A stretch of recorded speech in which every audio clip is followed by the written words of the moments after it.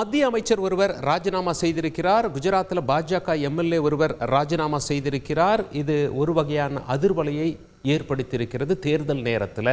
இந்த ராஜினாமாக்கள் பாஜகவிற்கு வட இந்தியாவில் பின்னடைவை ஏற்படுத்துமா என்பதை விரைவாக பார்த்து விடுவோம்.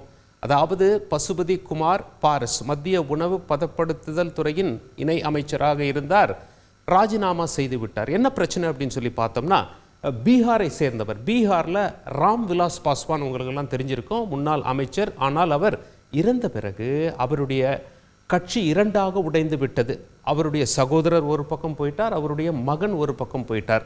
சகோதரனுக்கும் அவருடைய மகனுக்கும் ஒரு போட்டி இருக்கிறது. சகோதரர் தான் பாரஸ், தற்பொழுது மத்திய அமைச்சராக இருக்கக்கூடியவர். மகன் சிராஜ் பாஸ்வான்.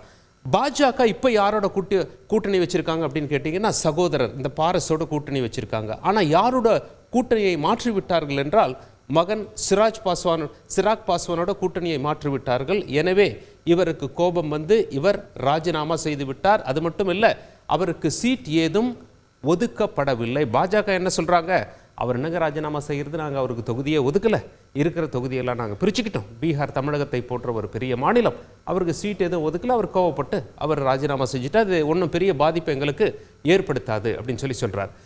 பாஜகவில் ஏற்கனவே பீகாரை பொறுத்தவரை சென்ற நாடாளுமன்ற தேர்தலில் பாருங்கள், இங்கே மொத்தம் 40 சீட்டு, பாஜக கூட்டணி 39 ஜெயிச்சிட்டாங்க, காங்கிரஸ் கூட்டணி 1.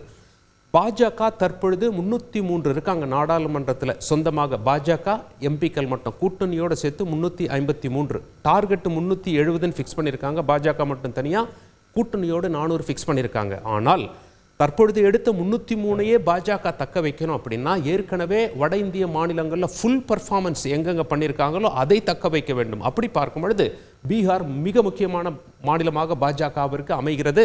ஏற்கனவே 39 வென்றெடுத்து விட்டார்கள். இன்னும் வெற்றி பெற அங்கே பெருசாக ஸ்கோப் கிடையாது.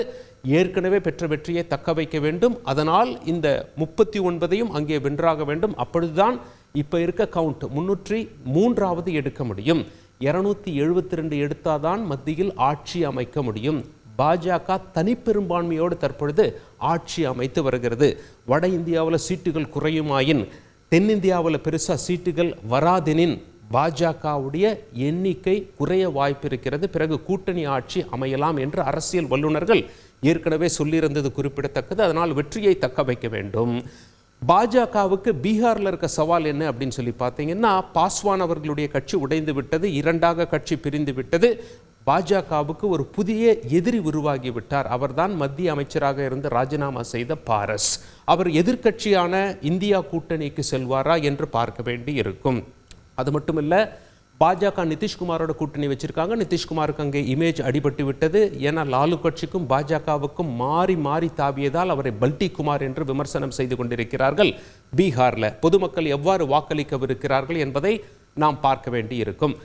பீகார்லேருந்து அப்படியே குஜராத் பக்கம் வந்தோன்னா, குஜராத்தில் பாஜக எம்எல்ஏ ஒருவர் ராஜினாமா செய்து விட்டார், கேத்தன் இனாம்தார். அவர் என்ன சொன்னார், ராஜினாமா செஞ்சாலும் ஒன்றும் இல்லை, நான் பாஜகவுக்கு தான் வேலை செய்வேன், இருந்தாலும் என்னுடைய மனசாட்சி பாஜகவில் இருக்க இடம் கொடுக்கல அப்படின்னு சொல்லி என்ன சுட்டி காட்டுறாருன்னா, சிறிய மற்றும் பழைய விசுவாசிகளுக்கு கட்சி கண்டுகொள்வதில்லை அவர்களை என்ற குற்றச்சாட்டை முன்வைத்து அவர் ராஜினாமா செய்து விட்டார். குஜராத்தில் இது ஒன்றும் பெரிய தாக்கத்தை ஏற்படுத்தாது என பாஜக வட்டாரங்கள் சொல்கின்றன. குஜராத்தில் ஏற்கனவே 26 சீட்டு முழுமையாக பாஜக தன் உள்ளங்கையில் வைத்திருக்கிறது. மீண்டும் அதை நாங்கள் ரிப்பீட் செய்வோம், 1-2 நிகழ்வுகளால் எங்களுக்கு ஒன்றும் ஆயிடாது அப்படின்னு சொல்லி உறுதியாக இருக்கிறார்கள். அப்படியே பக்கத்து மாநிலமான மகாராஷ்டிராவுக்கு வருவோம். பாஜக கூட்டணியில் இணைகிறார் ராஜ் தாக்கரே என்ற செய்தியை நீங்கள்லாம் கேள்விப்பட்டிருப்பீங்க. ஏற்கனவே உத்தவ் தாக்கரே பாஜகவை எதிர்த்து நிற்கிறார், காங்கிரஸோடு கைகோர்த்து நிற்கிறார். 2019ஆம் ஆண்டு நடைபெற்ற நாடாளுமன்ற தேர்தலில் பார்த்தீங்கன்னா, மகாராஷ்டிராவில் மொத்தம் 48 சீட்டுங்க, பாஜக கூட்டணி 41 ஜெயிச்சாங்க. அந்த 41ங்கிறது சென்ற முறை ஒன்றுபட்ட சிவசேனாவில் கூட்டணி வைத்து அவங்க வென்றெடுத்த கட்சி. சிவசேனாவுடைய மிக முக்கிய நபரான உத்தவ் தாக்கரே அவர்கள் இப்போ பிரிந்து காங்கிரஸோடு கைகோற்று விட்டார். சிவசேனாவுடைய இன்னொரு அணி பாஜகவோட கைகோற்று இருக்கிறது. சரி, காங்கிரஸ் கூட்டணி 5, ஒருவேளை இங்கே 1-2 சீட்டு பாஜகவுக்கு குறைந்தாலும் அது ஒரு மிகப்பெரிய இழப்பாக மகாராஷ்டிராவில் பார்க்கப்படும். அப்படியும் குறைஞ்சிடக்கூடாது அப்படின்னு சொல்லிட்டு தான் தாக்கரே வெர்சஸ் தாக்கரே, அங்கே ஒரு தாக்கரே இருந்தால் எங்ககிட்டயே ஒரு தாக்கரே இருக்காரு அப்படின்னு சொல்லிட்டு ராஜ் தாக்கரேவை தன் வசம் இழுத்திருக்கிறது பாஜக என்று சொல்லப்படுகிறது. பாஜக மகாராஷ்டிராவில் சந்திக்கும் சவால் என்ன அப்படின்னா, சென்ற தேர்தலில் ஒன்றுபட்ட சிவசேனாவை கூட்டணியோடு வைத்திருந்தது. ஆனால் தற்பொழுது சிவசேனா உடைந்து பிரிந்து விட்டது. ஒரு சிவசேனாவை மட்டும்தான் பாஜக கையில் வைத்திருக்கிறது. பாஜகவுடைய பலம் என்னன்னா, எதிரணி காங்கிரஸ் அணியில் இருக்கக்கூடிய தேசியவாத காங்கிரஸ் கட்சி அங்கேயும் உடைந்து விட்டது. சரத் பவார் காங்கிரஸோடு இருக்கார், அஜித் பவார் பாஜகவோட வந்துட்டார். இது பாஜகவிற்கு பலமாக பார்க்கப்படுகிறது. சரி, அப்படியே மகாராஷ்டிராவில் ஜார்க்கண்ட் பகுதிக்கு போகும். ஜார்க்கண்ட் சிபு சோரனின் மருமகள் எம்எல்ஏவாக இருக்கக்கூடிய சீதா 3 முறை எம்எல்ஏவா இருந்தாங்க. பாஜகவில் இணைந்து விட்டார். அங்கே என்ன பிரச்சனைனா குடும்ப பிரச்சனை தான் காரணம். அதாவது சிபு சோரனை பொறுத்த வரைக்கும் மூத்த மகன் இறந்து விட்டார் தன்னுடைய 39 வயசுல. மூத்த மகனுடைய மனைவி தான் சீதா அவர்கள். சீதாவும் எம்எல்ஏவாக இருந்தாங்க. எப்படியும் கட்சிக்கு நாம தான் அப்படின்னு சொல்லி அவங்க இருக்கும் பொழுது அவருடைய இளைய மகன் கிட்ட ஹேமந்த் சோரன் அவர்களிடம் கட்சி போய்விட்டது. அமலாக்கத்துறை ஹேமந்த் சோரனை கைது செய்த பிறகு ஹேமந்த் சோரன் தன்னுடைய மனைவியை முதலமைச்சராக ஆக்குவாரா என்ற பேச்சு அடிபட்டது. ஆனால் அவருக்கு நெருக்கமான வேற ஒருத்தர் அங்கு முதலமைச்சராக ஆக்கிவிட்டார்.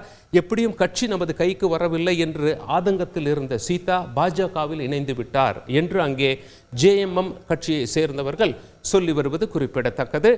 ஜார்க்கண்ட்ல 14 நாடாளுமன்ற தொகுதிகள், மக்களவை தொகுதிகள் பாஜக ஏற்கனவே 12 ஜெயிச்சிருக்காங்க. ஜேஎம்எம் வெறும் 2 தான் ஜெயிச்சிருக்காங்க.